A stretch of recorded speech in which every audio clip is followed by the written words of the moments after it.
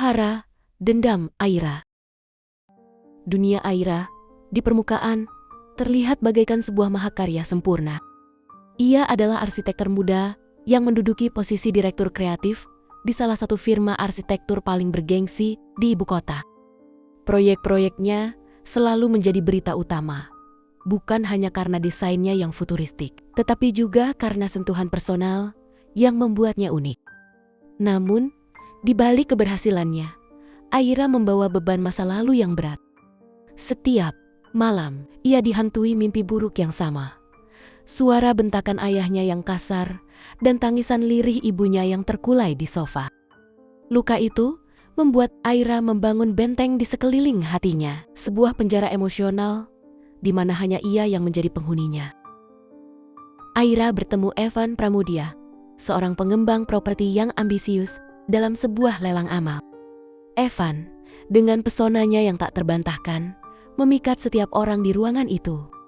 Ia mendekati Aira, bukan hanya karena reputasinya, tetapi karena ia melihat sesuatu yang berbeda di mata Aira, sesuatu yang dingin dan tajam.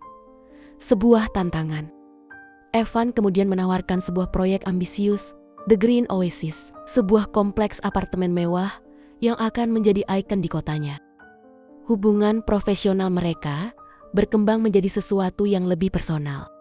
Di ruang kerja yang sunyi, Aira mendengarkan kisah Evan tentang pernikahannya yang hampa dengan Raya, seorang wanita dari keluarga terpandang yang sibuk dengan urusan sosialitanya.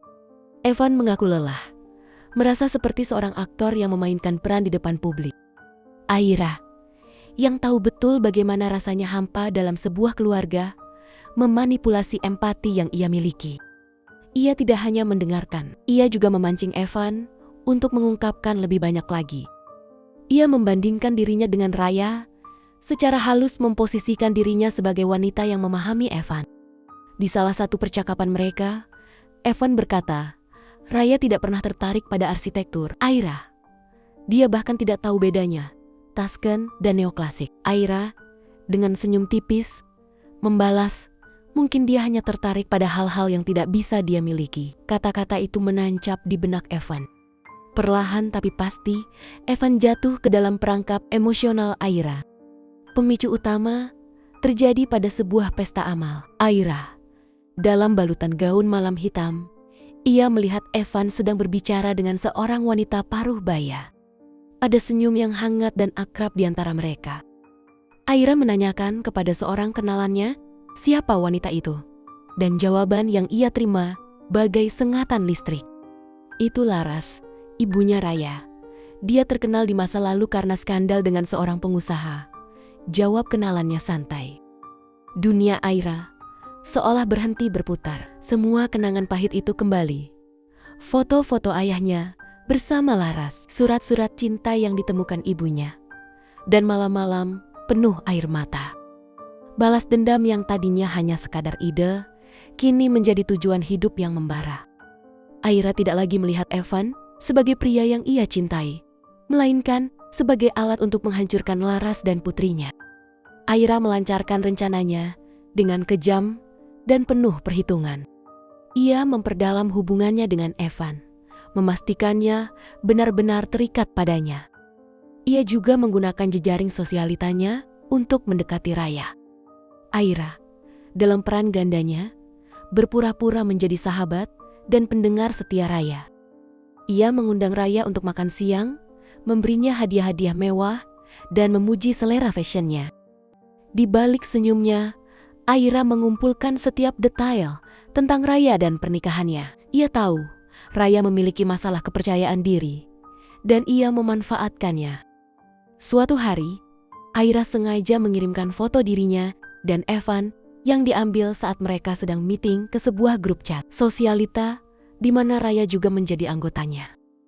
Foto itu tampak profesional, namun Aira sengaja menaruh secari kertas kecil bertuliskan "Miss You" di samping laptop Evan. Ia tahu Raya akan melihatnya. Ketika Raya bertanya, Aira berpura-pura cemas. Astaga, aku tidak sengaja mengirim foto itu. Lupakan saja ya, Raya. Tindakan itu, yang terlihat seperti kecerobohan, adalah sebuah serangan psikologis yang kejam. Raya mulai meragukan Evan. Aira tidak berhenti di situ. Ia mengetahui Evan dan Raya berencana untuk berlibur ke Bali untuk memperbaiki hubungan mereka. Aira menghubungi Evan di menit-menit terakhir sebelum keberangkatan, memintanya untuk bertemu. Aira menciptakan drama, mengatakan ia sedang depresi dan butuh Evan. Evan, yang merasa bertanggung jawab, membatalkan penerbangannya. Raya, yang sudah berada di bandara, menunggu Evan yang tak kunjung datang. Ketika ia menelepon, Evan hanya berkata, "Ada masalah di kantor. Kamu berangkat saja duluan." Kebohongan itu adalah pukulan telak bagi Raya. Puncaknya terjadi pada pesta ulang tahun Laras, yang dihadiri oleh seluruh kaum elit Jakarta. Aira hadir, mencuri perhatian semua orang. Di tengah pesta, Aira mendekati Raya, yang sedang berbicara dengan ibunya. Dengan suara yang didramatisir, Aira berkata kepada Raya, "Aku tidak bisa lagi menyembunyikan ini. Aku mencintai suamimu, Raya." Raya terkejut, begitu juga Laras. Aira kemudian mengeluarkan sebuah ponsel yang berisi video Evan yang menyatakan cintanya pada Aira. "Ini adalah kebenaran yang tidak pernah Evan berani katakan padamu," kata Aira sambil memutar video itu. Suasana pesta yang tadinya meriah mendadak hening. Aira kemudian menatap tajam ke arah Laras. "Ini adalah pembalasan atas apa yang kau lakukan pada ibuku. Laras, kau menghancurkan keluargaku. Dan sekarang, aku akan menghancurkan keluargamu." Evan mencoba menyangkal, tapi sudah terlambat. Raya yang hatinya hancur, menampar Evan dan berteriak bahwa ia tidak ingin melihatnya lagi. Laras, yang menyaksikan kehancuran putrinya, mencoba menengahi. Namun, Aira telah meninggalkan panggung sandiwaranya, menyisakan kehancuran dan kebingungan. Setelah skandal di pesta ulang tahun Laras, Aira tidak membiarkan satu hari pun berlalu tanpa melancarkan serangan baru. Ia memahami betul kekuatan media dan opini publik, dan ia menggunakannya sebagai senjata terampuh. Keesokan paginya, Aira mengadakan konferensi pers mendadak dengan penampilan yang tampak rapuh namun tegas. Ia menyampaikan narasi yang telah ia rancang dengan sempurna. Ia adalah korban seorang pengusaha manipulatif, Evan Pramudia, yang telah mempermainkan perasaannya dan menggunakan dirinya untuk menipu istri dan investor. "Saya diperalat," ucap Aira. Suaranya bergetar penuh emosi yang dibuat-buat. "Saya percaya pada cinta yang ia janjikan, tanpa tahu itu semua adalah kebohongan yang ia gunakan untuk mendapatkan keuntungan. Saya tidak punya pilihan selain mengungkap kebenaran ini, bukan hanya untuk diri saya, tetapi untuk para investor yang dirugikan, dan untuk wanita lain yang mungkin akan menjadi korban berikutnya." Aira menyajikan bukti-bukti yang sangat meyakinkan. Rekaman percakapan Evan yang bernada manipulatif, email yang menunjukkan Evan berencana menggunakan uang proyek untuk urusan pribadinya, dan salinan transfer dana ke rekening Aira yang ia klaim sebagai uang tutup mulut. Semua bukti itu seolah mengonfirmasi bahwa Evan adalah seorang penipu ulung. Dalam hitungan jam, berita itu menjadi viral. Reputasi Evan sebagai pengusaha ternama runtuh. Proyek-proyeknya dibekukan dan ia dinyatakan pilot. Saham perusahaannya anjlok drastis dan ia menjadi buronan media. Sementara Evan berusaha menghadapi badai ini, Aira mengalihkan fokusnya pada Raya dan Laras. Ia tahu kehancuran Evan tidaklah cukup. Ia ingin mereka merasakan sakit yang sama. Aira menggunakan koneksinya di dunia sosialita untuk menyebarkan gosip dan rumor tentang Laras. Ia membocorkan cerita-cerita tentang masa lalu Laras yang penuh skandal, membesar-besarkan perannya dalam kehancuran keluarga Aira. Lingkaran sosial Laras yang dulu sangat akrab, kini menjauhinya. Undangan-undangan pesta berhenti datang, telepon dari teman-temannya tak lagi berdering. Ia, yang terbiasa hidup dalam sorotan, kini menjadi sosok yang dihindari dan dicibir.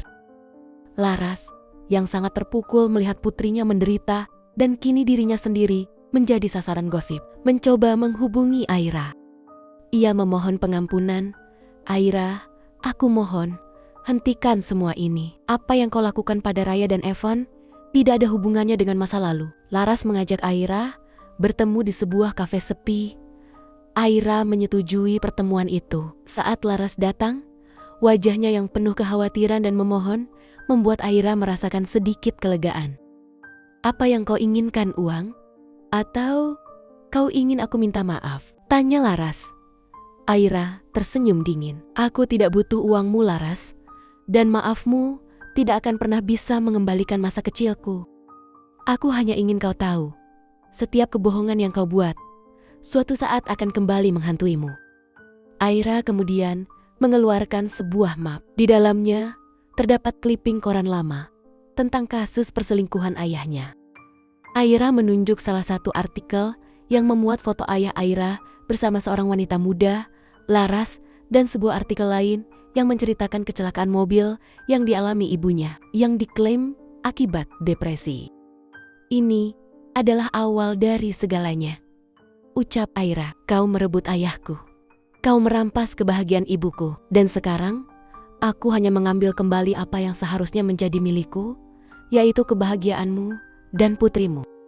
Laras Tekjiang tak bisa berkata-kata. Ia akhirnya menyadari bahwa Aira bukanlah korban Evan, melainkan seorang manipulator yang merencanakan segalanya. Ia telah menjadi sasaran balas dendam yang sangat personal. Aira lalu membisikkan kalimat yang menakutkan. "Aku baru saja memulai. Laras, dendamku belum selesai." Balas dendam Aira tidak hanya berhenti pada kehancuran finansial dan reputasi. Ia juga menyerang psikologis mereka. Aira secara anonim mengirimkan foto-foto mesra Evan dan dirinya kepada Raya dengan pesan singkat, "Dia adalah milikmu, tapi ia selalu memimpikan aku." Raya, yang sudah rapuh, semakin hancur. Ia tidak hanya kehilangan suami, tetapi juga teman yang ia percaya. Kemenangan Aira sempurna. Ia kini menjadi simbol kesuksesan dan keberanian di mata publik. Ia berhasil mendapatkan proyek-proyek yang jauh lebih besar dan lebih bergengsi, dan kekayaannya berlipat ganda. Namun, di balik semua kemewahan itu, Aira mendapati dirinya hidup dalam kehampaan yang mencekam. Apartemennya yang luas terasa seperti sebuah penjara dingin. Ia tidak lagi bisa tidur nyenyak, karena setiap kali memejamkan mata, ia melihat wajah-wajah yang hancur karena perbuatannya. Tangisan ibunya di masa lalu kini bergema dengan tangisan Raya. Kebohongan ayahnya kini ia ulangi sendiri.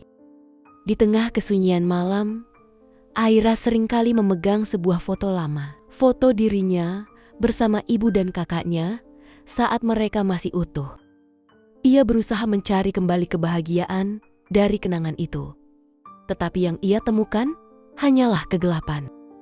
Ia telah berhasil membalas dendamnya, tetapi ia tidak menemukan kedamaian. Ia telah menjadi wanita yang ia benci, seorang manipulator yang menggunakan kebohongan untuk menghancurkan hidup orang lain. Ia berhasil membuktikan pada dunia bahwa ia bisa berdikari, tapi ia juga telah membuktikan bahwa ia bisa menjadi sama kejamnya dengan orang-orang yang melukainya. Satu hari, Aira menerima kabar bahwa Laras mengalami serangan jantung dan meninggal dunia. Kabar itu seharusnya memberinya kepuasan, sebuah puncak dari balas dendamnya yang sempurna. Namun, yang ia rasakan hanyalah kekosongan yang membekukan. Di pemakaman Laras, Aira mengamati dari jauh. Ia melihat Raya yang tampak kurus dan pucat, menangis terseduh-seduh di samping pusara ibunya. Di sana, Aira melihat pantulan dirinya yang dulu, seorang gadis yang hatinya hancur karena kehilangan sosok ayah dan melihat ibunya terkubur.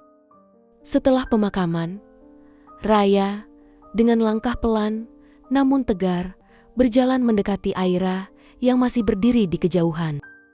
Wajahnya tidak menunjukkan kebencian, hanya kepedihan yang mendalam. Aira bersiap menghadapi caci maki dan tamparan, tetapi Raya hanya tersenyum getir. "Aku memaafkanmu, Aira," kata Raya. Suaranya parau namun tulus. "Bukan karena kau pantas mendapatkannya, tapi karena aku lelah membenci. Kau telah menghancurkan hidupku, tapi aku tidak akan membiarkanmu menghancurkan hatiku." Kata-kata Raya menembus benteng hati Aira yang tebal. Untuk pertama kalinya setelah bertahun-tahun, Aira merasakan emosi yang sesungguhnya. Air matanya menetes, bukan karena kesedihan, melainkan karena kesadaran yang pahit. Kemenangan yang ia raih ternyata adalah kekalahan terbesar dalam hidupnya. Dendam telah melenyapkan kemanusiaannya. Ia telah memenangkan pertempuran, tetapi kehilangan jiwanya. Ia menyadari penderitaan yang ia ciptakan tidak membawa kelegaan, melainkan hanya menyisakan kehampaan yang tak berujung. Aira telah berhasil membalas dendamnya, tetapi ia terperangkap dalam kesunyian yang mencekam, sendirian di puncak kemenangan yang ia raih dari puing-puing kehancuran orang lain. Selesai.